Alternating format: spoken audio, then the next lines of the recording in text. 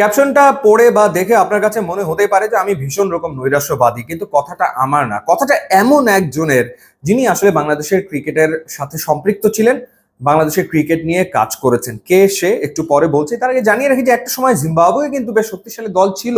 Grand flower, এন্ডি ফ্লাওয়াররা খেলতো, হিটস্ট্রিক ছিল, তাতেন্দা Taibu ছিল, এরপর অ্যালিস্টার ক্যাম্বেল খেলতো, হুইটালরা খেলতো। ডার্ক হর্স বলা হতো জিম্বাবুয়েকে। সময়ের সাথে সাথে অধপতন, রাজনৈতিক প্রভাব, দুর্নীতির কারণে জিম্বাবুয়ের ক্রিকেট নিচের দিকে, তলানির দিকে চলে গেছে। এখন আর তারা বৈশ্বিক আসরে সরাসরি খেলতে পারে না, তাদেরকে বাছাই পর্ব পেরিয়ে আসতে হয়। এখন কথা হলো, বাংলাদেশ এবং পাকিস্তান কি জিম্বাবুয়ের পথে হাঁটবে কিনা, সেই প্রশ্ন একজন তুলেছেন। কে সে একটু পরে বলছি। এবারের চ্যাম্পিয়ন্স ট্রফিতে বাংলাদেশ প্রথম 2 ম্যাচে হেরেছে নিউজিল্যান্ড এবং ইন্ডিয়ার কাছে, পাকিস্তানও ঠিক তাই, ছিটকে গেছে সবার আগে আসর থেকে। 2017-তে চ্যাম্পিয়ন্স ট্রফিতে পাকিস্তান চ্যাম্পিয়ন হওয়ার পর থেকে তাদের গ্রাফ আসলে নিম্নমুখী, এবং বাংলাদেশ সবশেষ 6টা ওয়ানডে ম্যাচের একটাতেও জেতেনি। এবং এই সময় তারা ওয়েস্ট ইন্ডিজের কাছে সিরিজ হেরেছে, আফগানিস্তানের কাছে সিরিজ হেরেছে।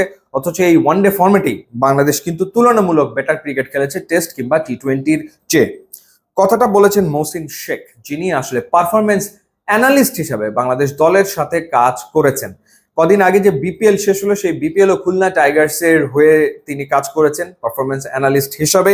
সেই মহসিন শেখ লিখেছেন যে চ্যাম্পিয়ন্স ট্রফিতে বাংলাদেশ ও পাকিস্তানের ক্রিকেটের মধ্যে মিল অনেকখানি।